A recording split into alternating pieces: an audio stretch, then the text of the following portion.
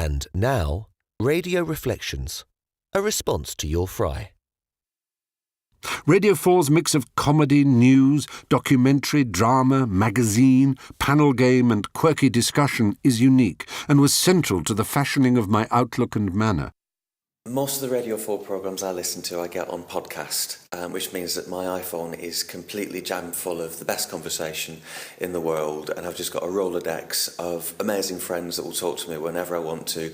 When I think of Radio 4, I think about the Archers, because I've grown up with that all my life, ever since my granny used to play it when I was a child. But things went wrong, and I was shaken to the core when Nigel fell off the roof, and I'm afraid I really haven't listened to it since. I like listening to people talking on the radio, and when we're driving somewhere, it keeps me stimulated, and I feel like I'm part of a group, and I've got people in the car with me. I've listened to the Wireless for years, and in the 1960s I used to listen to Just a Minute and Listen with Mother, and at the beginning of that they used to say, "Are you sitting comfortably? Then I'll begin."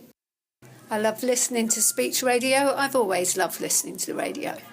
I listen to speech radio probably far too much, and mainly through podcasts. There were times when I had loads of work to do in the garden, and it was great because I had the infinite monkey cage keeping me going while painting a fence.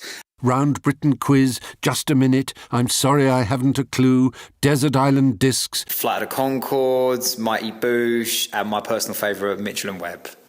I love buying books on Audible, and particularly the BBC old-fashioned dramatisations where they've got the old actors with all the old sound effects and everything.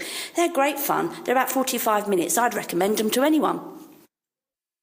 I think what's more important than what people say on the radio is what they don't say. So, like when there's pauses, they're really charged with emotion. The radio app is one of the apps I use the most, actually.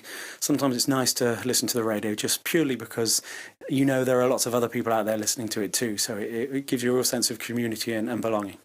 Radio can be magic. Creates the best pictures, you know. A lot of people say that speech radio is a place that helps them think, but for me, it's kind of something to stop me thinking, if that makes sense. I like listening to stories on the radio.